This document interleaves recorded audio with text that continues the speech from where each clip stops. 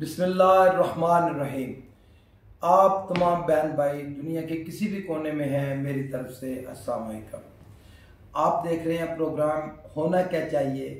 मैं हूं आपका होस्ट चौधरी इजाज। देखें, आज मैं ज़रा ये बात क्लियर करना चाहता हूं कि बहुत सारे दोस्त जो हैं, बहुत सारे बहन भाई तो तमाम दुनिया से वो कहते हैं जी कि इस सब्जेक्ट पे करें, बहुत ज़्यादा सब्जेक्ट हैं।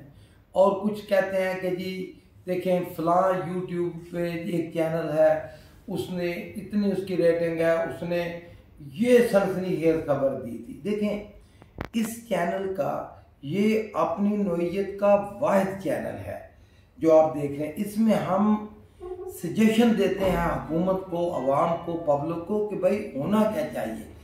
इसमें हम तनकीद नहीं करते, इसमें हम एक हद तक हम तनकीद करते हैं, लेकिन हम मशवरा देते हैं। और ये मुश्किल काम होता है, इसमें रिसर्च करनी पड़ती है। और मैं तो आपको पता है जैसे मेरा मिजाज है या मेरा किरदार आप देख चुके हैं, मैं तो कभी कोई बात वो गैर ज़िम्मेदारी से नहीं करता। तो आज हमने जल्दी जल्दी 3 सब्जेक्ट पे बात करनी है। एक तो सबसे पहले कोरोना।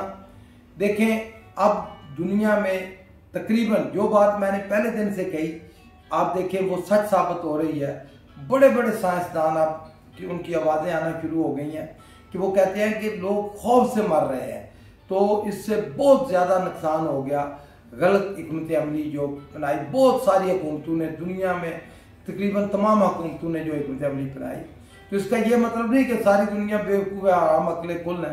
तो कहने का ये मतलब है कि जो कुछ हमने कहा अल्लाह ताला ने उसको हमारी मदद की। क्योंकि देखें जो हालात पाकिस्तान के हैं, गरीब अवाम हैं, लोग जिस तरह मजदूर हैं, तो इससे अभी भी बहुत ज़्यादा नुकसान हुआ है पाकिस्तान का। आप देखें, बहरहाल फिर भी मैं कहूँगा कि अल्लाह ताला ने इस जो आफत थी इसको रहमत में अल्लाह ताला बदल रहा है पाकिस्तान में। बिल्कुल मैं आपको अपनी बात बताता हूँ कि मैं मंडी बहाउद्दीन में हूँ।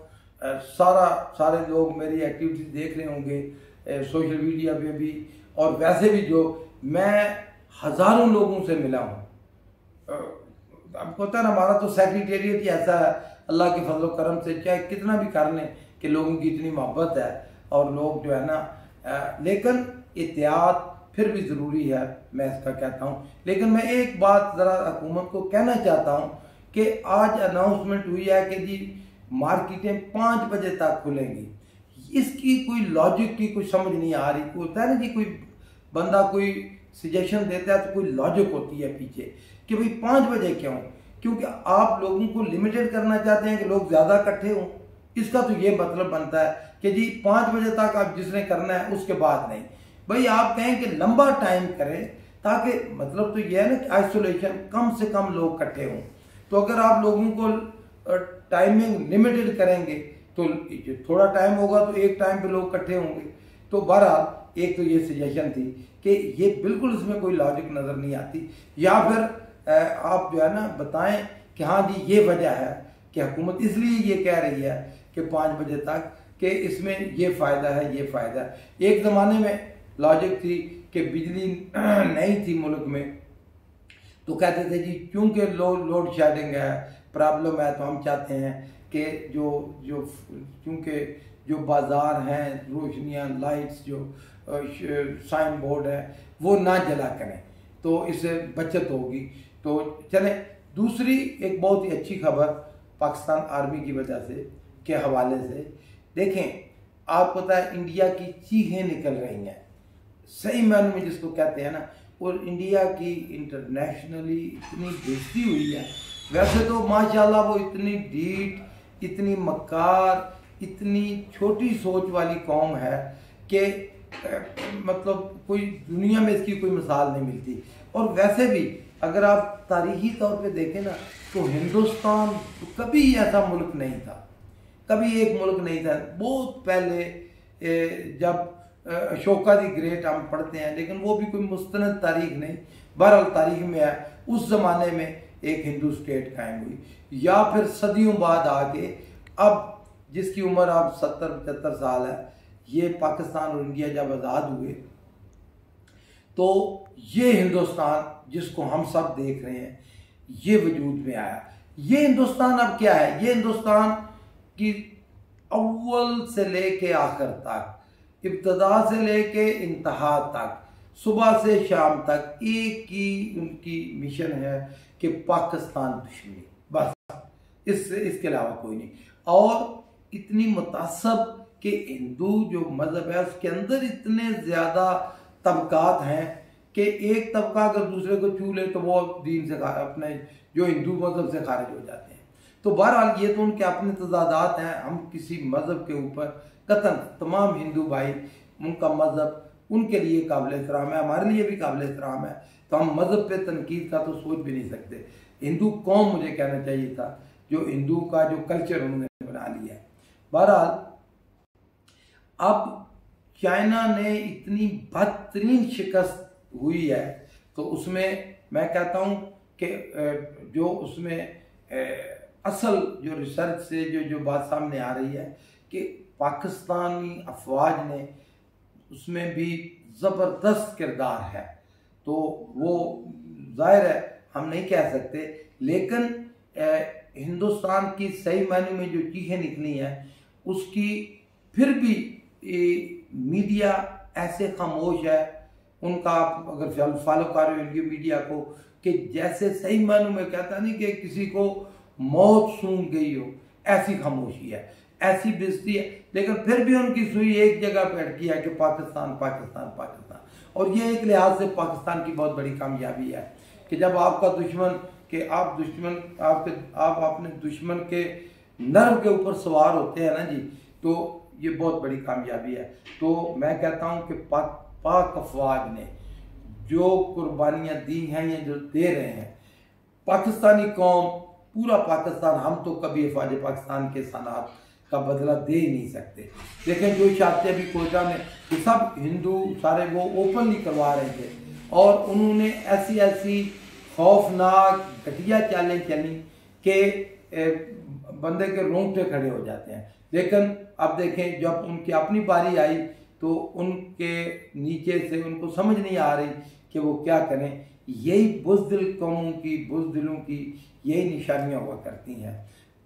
देखें ना, जो मोमन होते हैं मुसलमान, वो तो आखिर तक कहते हैं ना जी कि वो लड़ते हैं। और पहले भी हिंदुस्तान में ऐसे भी हुआ कि पहली जंग जो थी हिंदुस्तान की, आप उसकी बड़ा मशहूर राइटर है कुलदीप नायर, अगर उसकी किताब पढ़ें तो वो खुद लिखता है कि हमें तो पता ही नहीं था, चाइना ने खुद ही एक सुबह वो जंग बंद कर दी, तो हमारी जो है जान में जान आई कि अच्छा नहीं तो मतलब हिंदुस्तान की अगर तारीख आप देखें तो उसमें उनकी कोई काबिल फ़ख्र बात नहीं है, सिवाय इसके कि वो हमारे हमसाए हैं, इसके अलावा और कोई नहीं है। और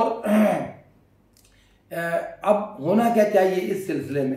पहले मैंने कहा ना, होना ये चाहिए कि मार्केटें खुलनी चाहिए 10 बजे तक कम अज़ कम, क्योंकि टाइम बढ़ना चाहिए।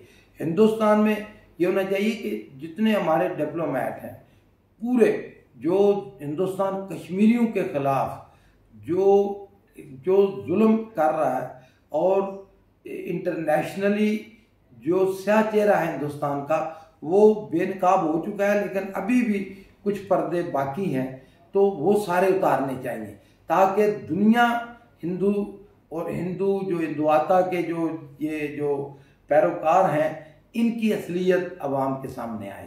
तो आखिरी बात जो मैंने करनी है वो ये है कि हम सबको बड़ा दुख है कि ये चाइना जो हमारी ईद से एक दिन पहले ये जो त्यारा, बदकिस्मत त्यारा था PIA का, इसको जो गमनाक हादसा हुआ, अब उसकी इंक्वायरी इन्वेस्टिगेशन हो रही है।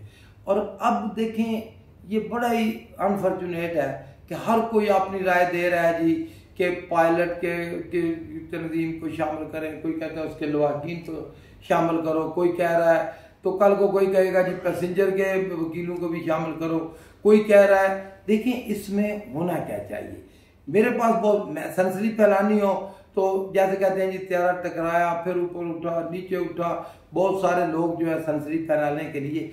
देखें जो कुछ हुआ हमने देखना है कि पाकिस्तान का इसमें क्या फ़ायदा है, हिंदुस्तान का क्या, सॉरी हिंदुस्तान कहता हूँ, पीआईए का इसमें क्या फ़ायदा है। तो इसमें होना ये चाहिए कि जिस तरह पूरी दुनिया में ये एक मुसलमा असूल है कि जो एक्सपर्ट होते हैं वो इन्वेस्टिगेट करते हैं, बाहर से जो कोई भी किसी किस्म के जो प्रेशर ग्रुप हैं, ताकतें हैं, वो इंटरफेस ना करें।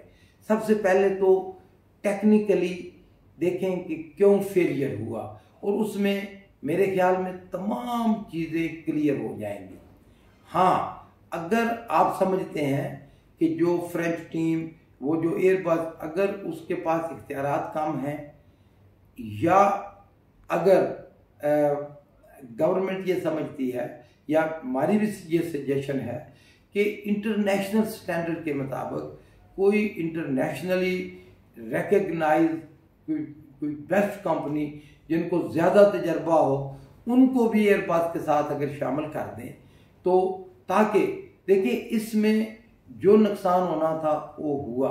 लेकिन अगर जिस तरह के हमारे बहुत सारे नादान दोस्त मीडिया में बैठे हुए, यूट्यूब पे बैठे हुए, वो सनसनी फैलाने के लिए इतना बड़ा नुकसान कर देते हैं पीआईए का, अपने मुल्क का, कि उनको खुद समझ नहीं होती कि वो क्या कह रहे हैं। यकीन करें, आपको पता है ना, मेरा तो कोई मकसद नहीं कि कोई रेटिंग का चक्कर नहीं। मैं तो अगर आप दोस्तों को कहता हूं कि सब्सक्राइब करें, तो फ़कत एक मकसद होता है कि आप तक लेटेस्ट वीडियो पहुंचे। इसके अलावा मेरा कोई मकसद नहीं है, ना ही इसलिए मैं सनसनी की बातें नहीं करता। मैं तो ये कहता हूं आप सबको कि, और हुकूमत को भी, कि इंक्वायरी जब होगी, अगर पायलट की गलती है तो खुले दिल से मानना चाहिए। इसमें क्या छुपाने की बात है।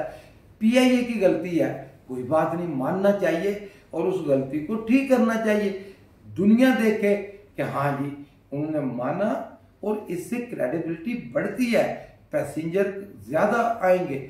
और तो इसलिए मेरी ये होना ये चाहिए कि इंटरनेशनली रिकग्नाइज कोई अच्छी कंपनी, ताकि ये जो नीम हकीम है वो राय ना दें इसके ऊपर, सिर्फ एक्सपर्ट राय दें, और दूध का दूध पानी का पानी हो कि असल में हुआ क्या था। देखिए कोई भी नहीं चाहता था, पायलट चाहता था कि उसका त्यारा गिरे, कोई पैसेंजर चाहता था, पीआईए नहीं चाहती थी, गवर्नमेंट नहीं चाहती थी।